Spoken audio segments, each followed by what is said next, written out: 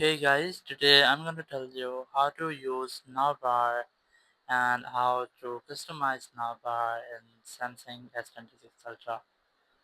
If you're using Samsung S26 Ultra and you want to use or manage navbar in your phone, so let's see how can you do that.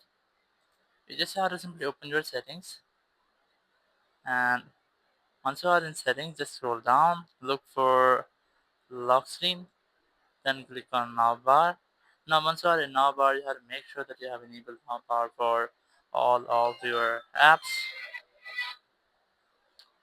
and you have to also make sure that you have enabled these settings.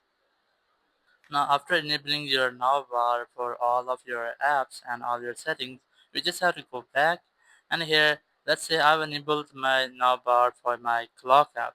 You have to also make sure some settings for your clock app. So I'm gonna keep a long press on my clock app here.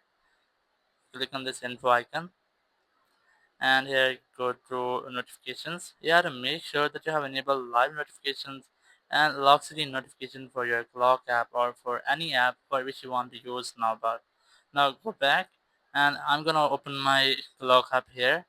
Now in timer section, whenever I start a timer, I can easily see my timer in my lock screen as on now bar. Here you can see that this was not appeared before.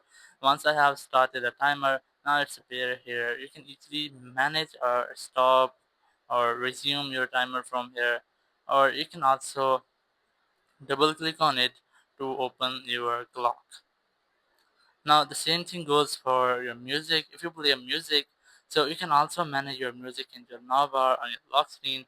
So in this way, you can easily use and manage your navbar and your Samsung S26 Ultra. Thank you very much for watching the video. Until next video, bye bye.